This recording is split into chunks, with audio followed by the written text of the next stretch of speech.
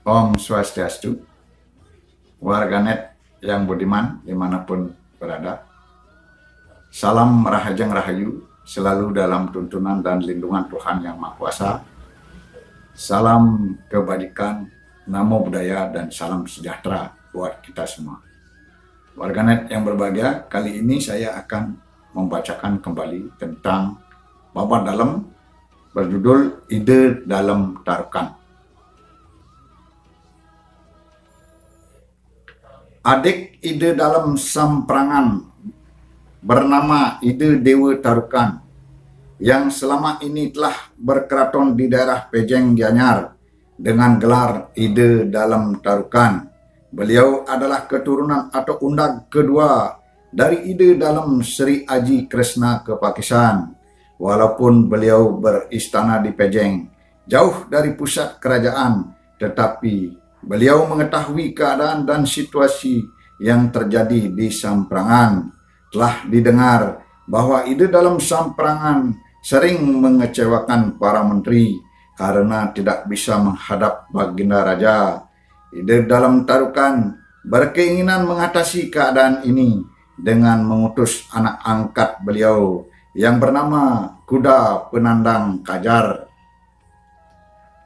untuk menjemput dan memohon agar Ide Dewa Ketut Ngelusir segera pulang ke Samprangan dan mau sebagai raja menggantikan kakaknya Ide Dalam Samprangan. Agar Kuda Penandang Kajar dipercaya sebagai utusan dari Samprangan, disuruhlah membawa keris kilobar, pakaian kebesaran, dan kendaraan si gagak. Maka berangkatlah Kuda Penandang Kajar menuju desa Pandak, tempat Ide Dewa Ketut Ngelusir tinggal. Namun permohonan ini ditolak. Wahai anakku, pulanglah dikau, sampaikan kepada kakak, sekarang aku belum mau pulang, bukan aku tidak hormat kepada kakak. Biarkanlah aku mengikuti keinginan untuk tinggal di sini. Apabila telah bosan, barulah aku akan pulang. Demikian keputusan Ide Dewa Ketut Ngelusir menolak usul kakaknya Ide Dalam Tarukan. Dengan kecewa, Kuda Penandang Kajar mohon pamit untuk kembali ke Pejeng tanpa membawa hasil yang diharapkan. Dalam perjalanan pulang menuju Samprangan, dastarnya disambar oleh burung gagak hingga terjatuh, dan sesampai di keraton Samprangan terlihat penampakan mahkota gapura keraton Samprangan telah patah. Semuanya ini mungkin suatu pertanda yang kurang baik bagi kerajaan. Selanjutnya Kuda Penandang Kajar pulang ke keraton di Pejeng untuk melaporkan semua hasil dari tugas yang diembannya kepada ayah angkatnya Ide Dalam Tarukan. Diceritakan selanjutnya, setelah melaksanakan tugas, Kuda Penandang Kajar menderita sakit keras, tidak mau makan, dan keadaan semakin hari semakin bertambah parah. Telah dicoba berbagai obat, tetapi tak jua yang mempan. Tak ada yang bisa menyembuhkannya. Melihat kondisi putranya demikian, Dalam Tarukan mereka sedih dan sangat khawatir akan kesehatan putra angkat yang disayanginya, sehingga keluar pernyataan bahwa apabila sembuh nanti akan mengawinkan dengan saudara misalnya Ide Dewa Ayu Muter, putri tunggal Ide Dalam Samprangan. Atas anugerah Tuhan, kesehatan Kuda Penandang Kajar berangsur membaik dan akhirnya sembuh seperti sedia kala. Dalam Tarukan merasa sangat senang dan memenuhi janjinya mempertemukan dalam perkawinan Kuda Penandang Kajar dengan Ide Dewa Ayu Muter, saudara misalnya.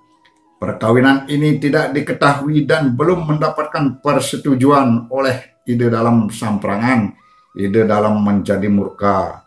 Kejadian ini menyebabkan kegemparan di Keraton Samprangan. Diceritakan, keris pusaka kerajaan Kitanda Langlang tanpa ada yang memerintahkan tiba-tiba melesat menuju peraduan mempelai di Keraton Tarukan dan merobek dada kedua pengantin baru itu hingga meninggal di tempat. Tanpa ada orang yang tahu, kejadian menjadi bertambah gempar karena Ide Dalam mengetahui putrinya yang telah dilarikan dan sekarang telah meninggal di tempat pelarian. Ide Dalam segera memanggil laskar kerajaan dengan memukul kentongan kerajaan bertalu-talu, menyatakan kerajaan dalam keadaan darurat. Tan Kober diperintahkan mengumpulkan laskar bersenjata untuk menyerang dan membunuh Ide Dalam Tarukan di Pejeng. Laskar bersenjata lengkap bergegas berangkat ke Pejeng untuk menunaikan tugas raja. Mengetahui keadaan ini, Ide Dalam Tarukan segera meninggalkan keraton menuju arah utara tanpa pengiring seorang pun sehingga sampai di sebelah selatan desa Tampuagan. Di sini beliau melihat petani sedang menanam padi dan beliau menyamar ikut sebagai penanam padi atas perlindungan para petani saat penanam padi. Beliau tidak diketahui oleh laskar pemburu dan terhindar dari serangan laskar Samprangan. Laskar Samprangan pulang kembali tanpa membawa hasil. Ide Dalam Tarukan melanjutkan perjalanan ke utara dan tiba di desa pegunungan di tempat kediaman Ki Dukuh Pantunan. Semua kejadian yang telah dialami diceritakan kepada Ki Dukuh sehingga beliau diterima dan dilindungi di pondoknya. Untuk penyamaran, beliau bersabda kepada Ki Dukuh agar tidak lagi memanggilnya dengan panggilan dalam, melainkan Gusti saja. Di pedukuhan ini, Ide Dalam Tarukan sering sedih teringat pada istri di Keraton Pejeng yang sedang hamil muda saat ditinggal dahulu. Masyarakat di pedukuhan secara kompak melindungi beliau dan memberikan kesibukan sehari-hari dengan menanam pohon, berburu sebagai penghibur. Maka lama-kelamaan kesedihan terobati sedikit dan melupakan keadaan istri hamil yang tinggal jauh di sana. Setelah setahun lamanya, Ide Dalam Samprangan bersembunyi di tempat Ki Dukuh. Ide Dalam Samprangan memerintahkan kembali laskar bersenjata untuk mengejar Ide Dalam Tarukan yang menurut informasi diperkirakan berada di desa pegunungan.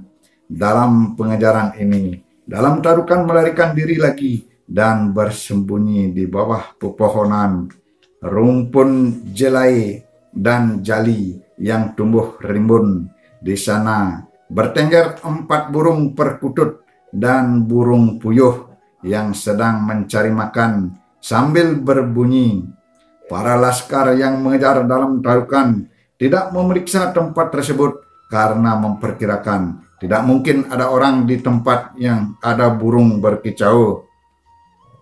Laskar berlalu dari tempat itu dan Dalam Tarukan selamat dari kejaran laskar Samprangan. Ide Dalam Tarukan kemudian mengucapkan janji, mulai sekarang hingga kelak, semua keturunanku tidak akan memakan buah Jawa dan jali, begitu pula burung puyuh dan perkutut. Diceritakan sekarang, istri Ide Dalam Tarukan yang berada di Keraton Pejeng sedang hamil tua dan sudah waktunya melahirkan. Lahirlah seorang putra diberi nama I Dewa Sekar yang diasuh oleh pembantu beliau Pada usia 3 bulan sang bayi ditinggal wafat oleh ibunya dan sekarang diasuh dan disusui oleh Kijang Putih sampai berusia 6 bulan. Karena itu ada bisama bahwa keturunannya tidak boleh makan daging kijang. Akibat kedatangan Laskar Samprangan hingga 2 kali menelusuri padukuhan untuk mencari ide dalam Tarukan, Ki Dukuh menjadi takut dan was-was, menganjurkan ide dalam Tarukan agar mencari tempat persembunyian lain, yaitu di desa Poh Tegeh, di daerah kekuasaan I Gusti Ngurah Poh Landung. Di daerah ini beliau dicarikan tempat persembunyian di pegunungan Jenggala Sekar. Selanjutnya tempat itu disebut Tegal Bunga karena ditanami berbagai bunga berwarna-warni sebagai menghibur diri. Segala kebutuhan ide dalam sehari-hari dikirim oleh I Gusti Poh Landung yang mempunyai seorang putri cantik bernama Ni Gusti Loh Kuaji. Gadis ini diminati oleh ide dalam Tarukan dan kemudian diminta untuk dijadikan istri. Dilaksanakanlah perkawinan untuk kedua kalinya bagi ide dalam Tarukan dan membuahkan putra pertama bernama I Gusti Gede Sekar dan putra kedua bernama I Gusti Gede Pulesari. Selanjutnya juga mengambil istri dari Ki Dukuh Bunga bernama Jeru Sekar dan mempunyai putra bernama I Gusti Gede Bandem. Dikisahkan pula bahwa semasih tinggal di Tegal Bunga, ide dalam Tarukan juga mengambil istri lainnya, yaitu putri dari Ki Dukuh Darmaji bernama Jeru Dangin dan mempunyai putra I Gusti Gede Dangin. Demikian juga mengambil Mekal Belayu, mengaturkan putrinya Jeru Belayu sebagai istri ide dalam Tarukan dan mempunyai putra bernama I Gusti Belayu. Selama ide dalam Tarukan bersembunyi di Tegal Bunga, banyak pemuka masyarakat yang setia ikut merahasiakan keberadaan beliau seperti I Dewa Ngurah Kubakal, I Gusti Ngurah Pande, Kiai Ngurah Keladian, dan I Gusti Ngurah Bekung di Bancang Sidem. Selanjutnya, ide dalam Tarukan mengambil putri angkat dari I Gusti Agung dari Bancang Sidem yang bernama I Gusti Loh Balangan sebagai istri kelima dan melahirkan 2 orang putra-putri, yaitu I Gusti Gede Balangan dan Ni Gusti Loh Wanagiri yang meninggal saat perjalanan mengungsi menuju ke Sukawana. Demikian para putra ide dalam Tarukan yang lahir selama tinggal di persembunyian bernama I Gusti, tetapi ada juga masyarakat yang memanggilnya sebagai I Dewa. Waktu berjalan terus, pemerintahan kerajaan Bali telah berpindah dari Samprangan ke Gegel. Sebagai raja adalah ide Dewa Ketut Ngelusir yang bergelar ide dalam Semara Kepakisan. Walaupun telah terjadi perpindahan kekuasaan, tetapi ide dalam Tarukan tetap belum merasa aman. Beliau pindah tempat persembunyian lagi ke desa Carucut, suatu tempat di dekat laut. Di sini masyarakat masih tetap menghormat beliau dan datang untuk mengaturkan persembahan. Daerah di sebelah timur Carucut disebut Sukadana karena ide dalam Tarukan mendapatkan persembahan dana dari masyarakat sehingga keadaannya dalam suasana kebahagiaan. Nah, begitu dulu warganet yang berbahagia. Saya akan lanjutkan kembali ide dalam Tarukan, bermaksud kembali ke Keraton Pejeng. Terima kasih.